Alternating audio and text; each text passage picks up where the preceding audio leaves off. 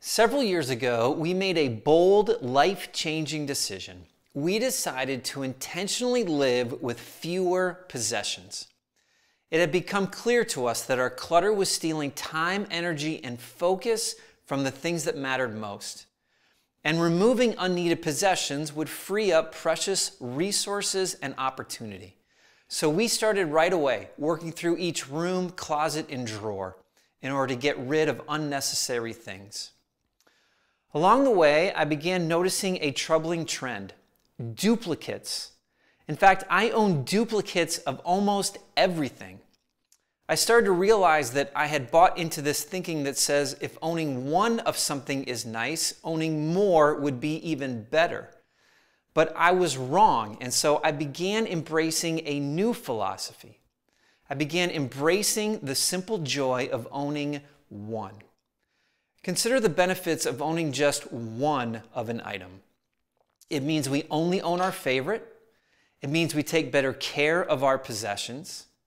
It means we routinely use each of our owned belongings. We can quickly identify what needs to be repaired or replaced. We can easily identify the importance and purpose of everything we own. We create opportunity to own higher quality items. We find more capacity to help others with our excess. And we experience increased intentionality in our purchases going forward. There is a peaceful joy to be discovered in simply owning one. And this principle can be applied in almost every item that we own.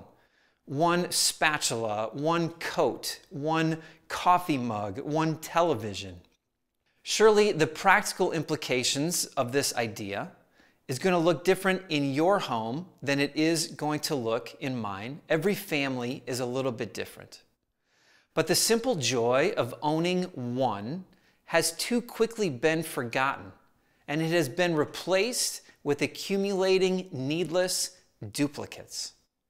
It's time we recall and be reminded of its simple beauty, the joy of owning one, and live less cluttered lives because of it.